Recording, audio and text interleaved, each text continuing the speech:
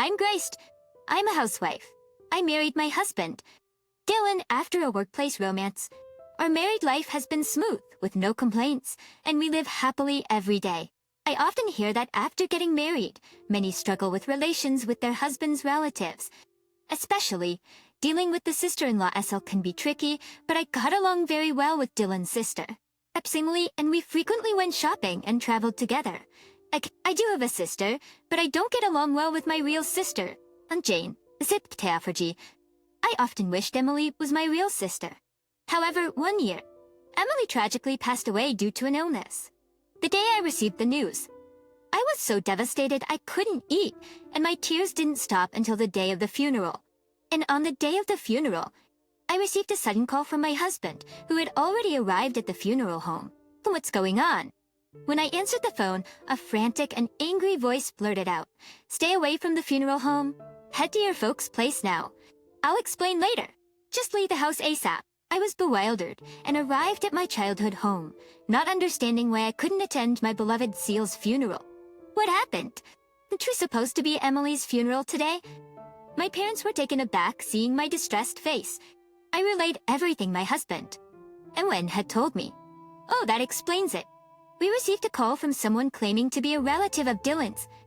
They badmouthed you, even threatening to burn down our house if we didn't pay them some compensation. We had no clue what they were talking about, thought it might be a scam or harassment. But who knows? Let's just wait for a call from Dylan. While we were talking, my husband, dressed in funeral attire, hurriedly pulled up to our house in his car. He deeply bowed his head and said, "I'm so sorry. Some of my relatives have done something unforgivable. They haven't arrived here yet, but just to be safe, let's go to the police.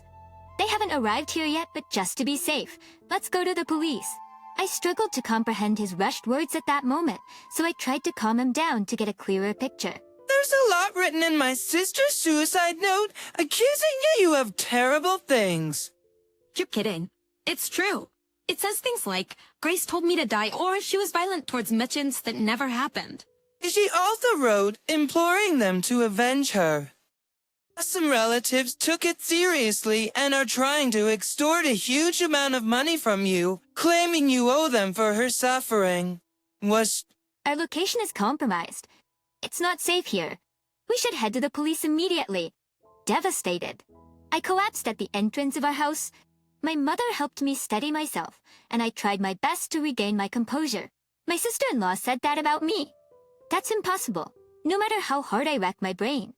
I don't recall ever doing anything like that. My husband wrapped his arm around me, comforting me. Calm down. It's okay. It's clearly fabricated. Maybe his mother, who never liked you, tampered with it. My sister always talked about you like you were her own sibling, saying how sweet you were. It just doesn't add up. But I wondered, can someone really easily forge or alter a suicide note like that? Even with my average knowledge about the law, I know altering personal documents like that would immediately be considered a crime. We need to leave, especially if they know you're here. I swiftly left my childhood home. Once at the police station, we provided them with a recording of the threatening phone call received at my parents' home and smartphone footage of the moment at the funeral when my mother-in-law unnaturally read out the suspicious suicide note, causing an uproar among the relatives. The police informed us that since there was no direct harm yet, they would increase patrols in the area and monitor the situation. Knowing that having this consultation on record would be beneficial if anything escalated in the future did provide some relief. However, as soon as we returned home, an alarming incident unfolded. As my husband pulled into the driveway and stepped out of the car, there was a commotion at the front door.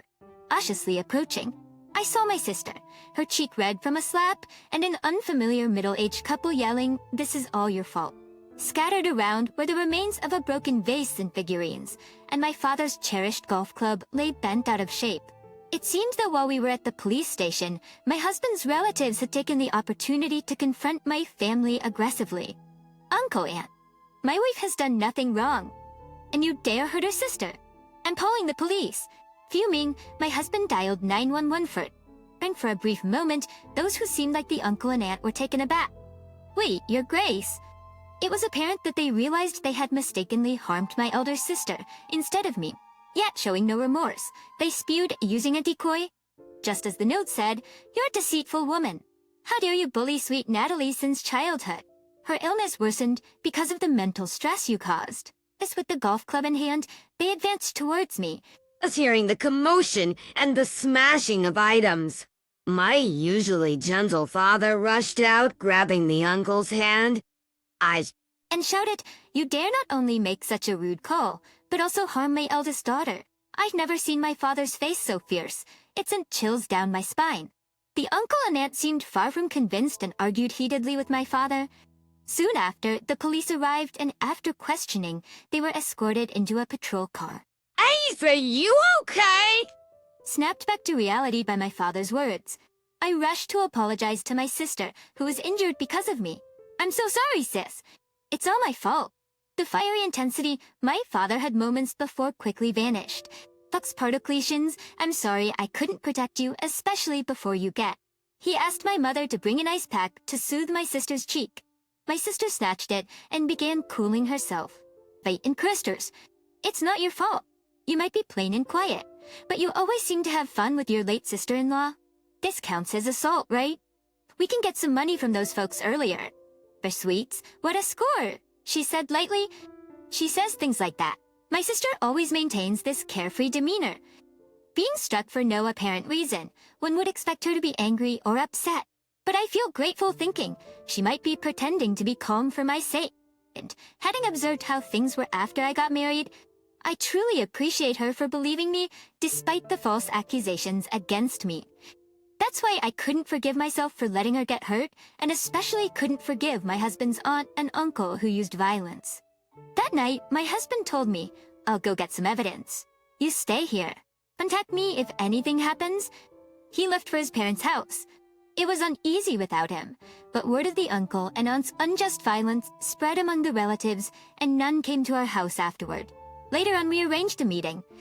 My parents, my sister, my husband, his parents, the uncle and aunt, and a few other relatives gathered at my husband's family home. It was a somewhat spacious house. The uncle and aunt seemed to have somewhat understood their position, but still seemed to believe they were right. They said, "If you admit to the bullying mentioned in the suicide note, we'll let things be from here on. So we'd appreciate if you didn't file any charges," demanding an apology with such twisted logic and urging us not to file the complaint. And then came the moment. $30,000. My sister, who had been silent, blurted out just those words. "Excuse me? What did you say?" Excuse me, Archie was roosting. What did you say? As the uncle glared at her with an annoyed look, she continued, "If you give me $30,000, I'll consider not filing the complaint. I'm in pain from where you hit me and can't focus on my work, including the golf club and the ornaments you broke." Her hand over $30,000. She said this while casually operating her smartphone. The uncle's face turned crimson. What? Just for one hit? Such a ridiculous claim. How audacious. If one sister is like this, so is the other. He raged. Then to top it all, he lashed out at our parents. "Aren't you ashamed of raising such shameless sisters? Aren't you disgraced as parents?" In misplaced anger, my mother replied with a calm yet firm tone, "With all due respect, both sisters are adults. They're not children and are expressing their opinions as individuals. Isn't it natural to respond in kind when disrespected? I can't begin to understand the fear, pain, and anger of being suddenly struck by someone like you did. By the way, isn't the suicide note more concerning than all of this?" My sister, yawning and seemingly uninterested in her own argument, casually inquired to no one in particular. Indeed, the root of the problem was the potentially falsified suicide note, which had caused the uncle, aunt, and other relatives on my husband's side to act irrationally. About that. Mom, you didn't you? My husband turned to face his mother, questioning her directly. His male, who had been visibly nervous, suddenly shivered. "I'm getting old. My memory's a bit foggy," she replied in a faint, sweet voice, trying to deflect. The Maya tried to smooth things over with a feeble and cloying tone. Ignoring her, the husband unfolded a sheet of paper. "This is my sister's real side note. I found the hiding place written in Mom's diary and discovered it. Arrested." My wife was falsely accused of bullying my sister through this fabricated note, which you read out as if it was authentic, making our relatives believe it. Who's the real fool here? Suppressing his anger, and with a tone of sheer disappointment, he continued. Etter diaries Kyabrakan, Rutar Harbderit Shed. This ma casually wrote terrible things, like wishing my wife would take on my right sister's illness. I can't consider I'm a mother anymore. The husband glared coldly at his birth mother. Kitchen before that gaze, the meal soon ran out of words, eventually breaking down in tears. The file, who had been quietly listening to the situation, said it's my fault for not seeing what kind of person my wife truly was. Son, you don't have to associate with this family and these relatives ever again. Thux lived happily far away. Portrait from now on. I'll keep an eye on my wife and make sure she never meets you too. It's the least I can do to make amends.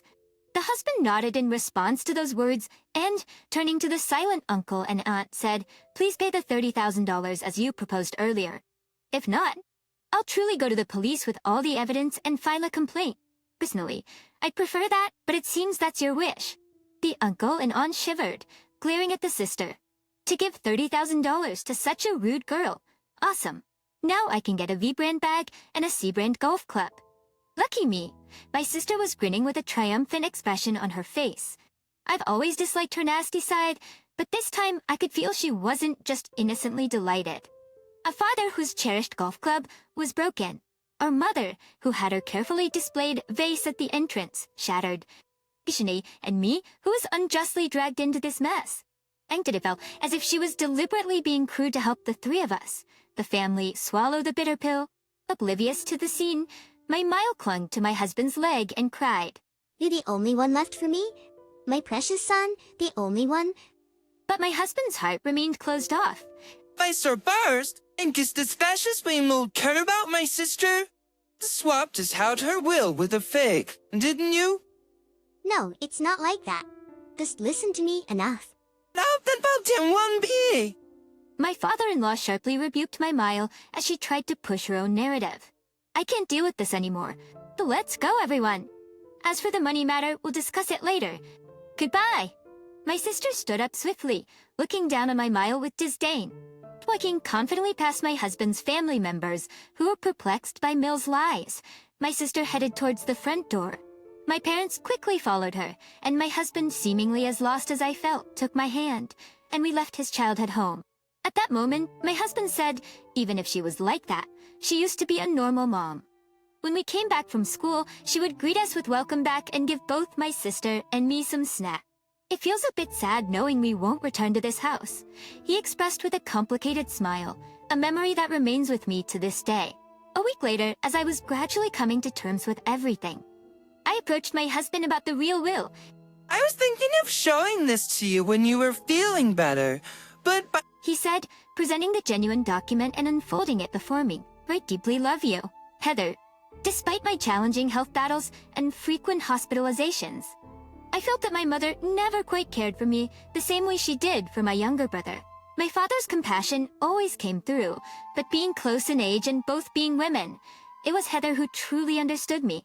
I'm convinced that it's because of Heather's unwavering support that I found the strength to carry on, even during the toughest times. Our parents have ample wealth, so I wish for all my inheritance to go to Heather and Jake. I believe Dad would understand. When I say that if the inheritance goes to our mother, she'd quickly spend it all. I hope my bequest will contribute to both of your happiness. I couldn't help but embrace the letter, tears streaming down my face. just let it all out today. My husband said, wrapping an arm around my shoulders. Thanks from that day on. I chose to remember my sister-in-law with a smile and cherish her memories. I decided to keep her inheritance safe, waiting for the right time to use it.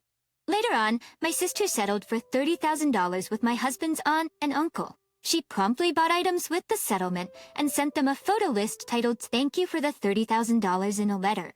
Such a move is very much like her, but maybe her anger from being physically assaulted isn't easily appeased. On a side note, after this incident, my sister and I became a bit closer, and she began inviting me out for meals more often. Meanwhile, at my in-laws' place, my Maya became mentally unstable and seemed to age overnight. Whether due to her intensified paranoia, she mistakenly targeted a stranger as me, shouting, "It's because of you that Michael left." This led to a police matter. Though her first offense and mental state were considered granting her probation, Bill became widely recognized as a danger. Despite this, my father-in-law, keeping his promise to us, hasn't abandoned her and continues to care for her. Having cut ties with my husband's relatives, we now live peacefully. Looking back, it truly was a terrifying experience.